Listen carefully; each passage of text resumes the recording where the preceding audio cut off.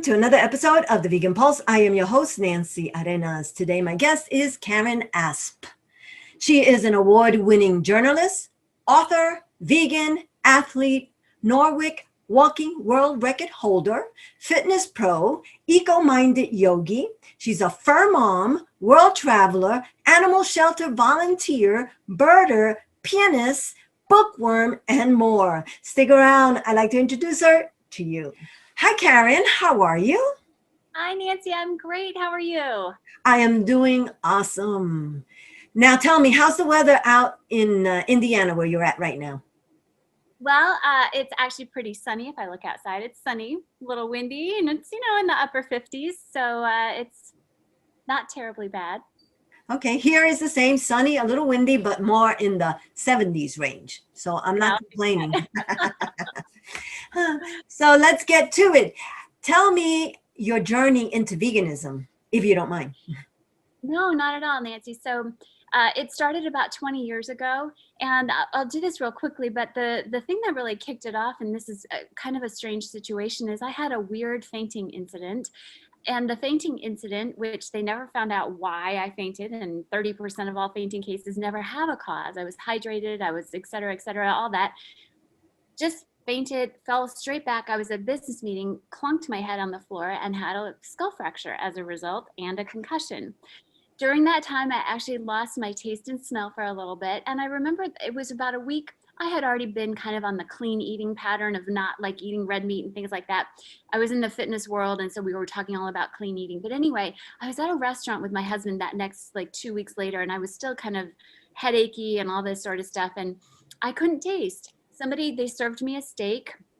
Hadn't eaten steak in a very long time, but all I could think about, Nancy, when I put that piece of steak in my mouth, it didn't have any taste.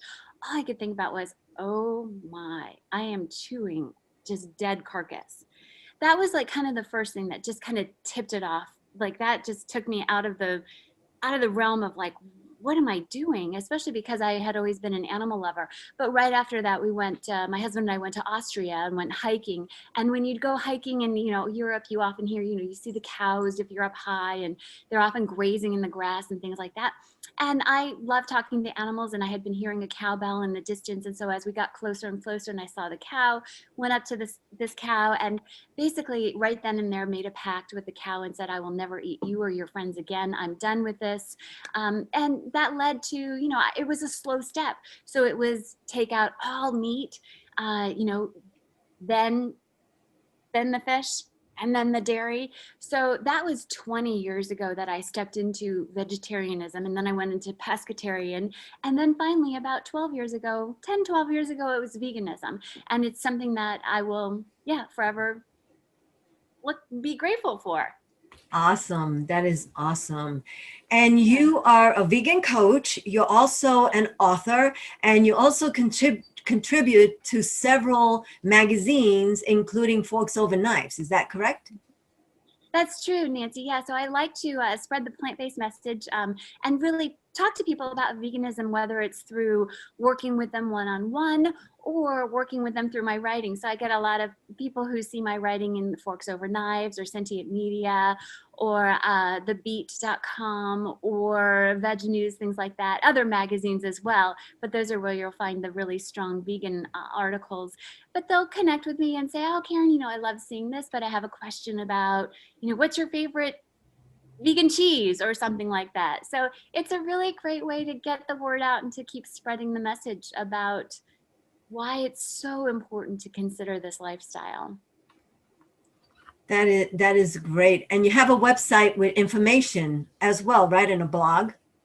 I do, Nancy. So the website is just karenasp.com, and people can find me there. They can read a lot of the work. I need to update it, but they can read my work. They can find my contact information, and I'm really active on Twitter and Instagram too, putting out all of the, studies on this and that, and sharing recipes and all that good stuff. Awesome. And you are a fur mom.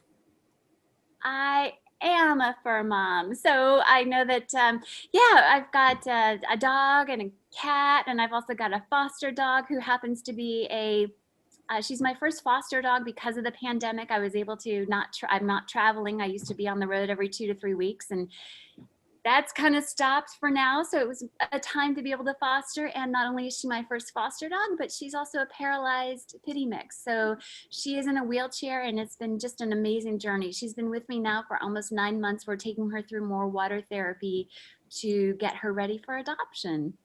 Wow. Yeah. I I had my little girl, canine girl, Arwen, and she ruptured a disc, and she had to be on one of those wheelchairs, and it just broke my heart. But she's passed now, but she was the love of my heart. She really was. She just was. She was full of life. She was just. They're just adorable, and they're just loving and unconditional. And I just wanted to be the same for her. I agree, Nancy. It's hard to imagine a life. For me, it's hard to imagine a life without animals. And that's, in all honesty, when I was, again, making this connection with move to veganism, it was kind of like I always loved animals. But really, when I looked at it, I always loved cats and dogs. And until I took the other animals off the plate, did I really become an animal lover? Because how could I just love my cat and dog, but yet eat pigs and cows and chickens and turkeys? That's how I grew up. I grew up with the standard American diet. So it's definitely, now I can say that I am a true animal lover because they are friends, not food for me. So I grew up in that same sad diet, standard American diet. And, and I loved animals, and I thought I was an animal lover. And I right. really didn't make the connection until 8 years ago. I finally connected those two things. And then that's when I decided, okay, I'm vegan. I did not go trial, whatever. I just like, okay.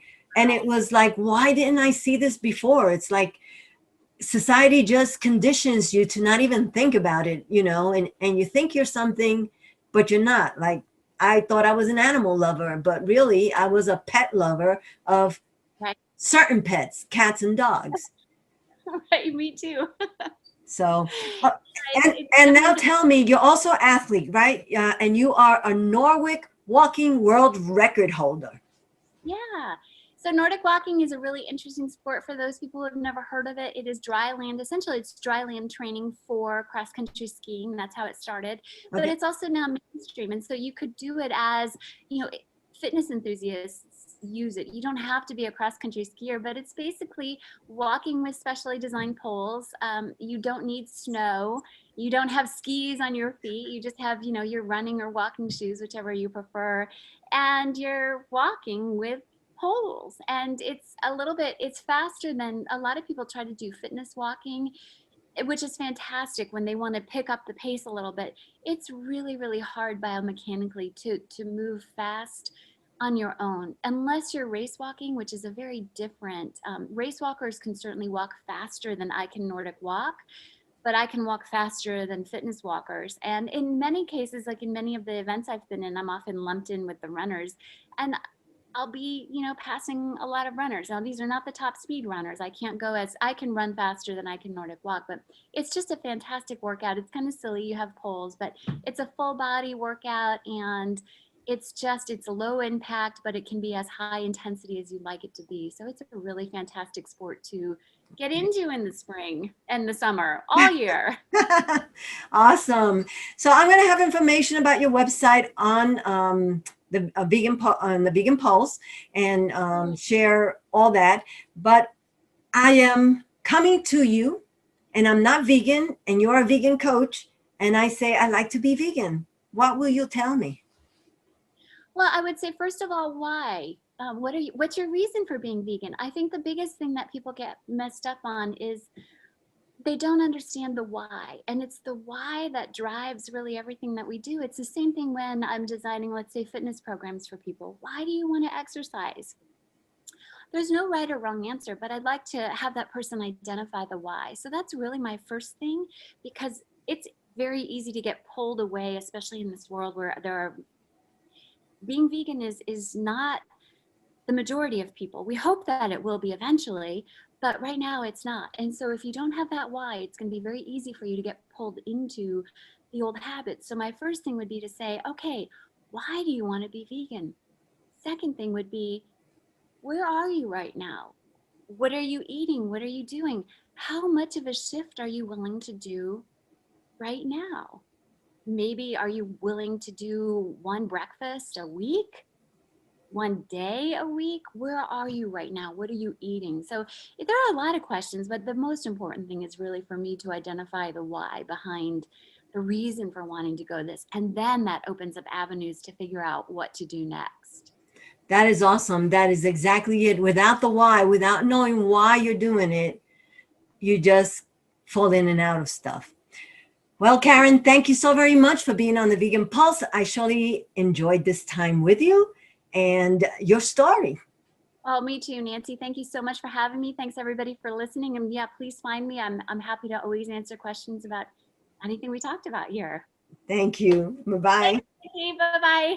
Thank you for joining us on another episode of the Vegan Pulse. I am your host, Nancy Arenas. Remember to follow us on Facebook, check out our website, and subscribe to our YouTube channel. You don't want to miss an episode. If you have a pulse, you have a purpose. Live vegan.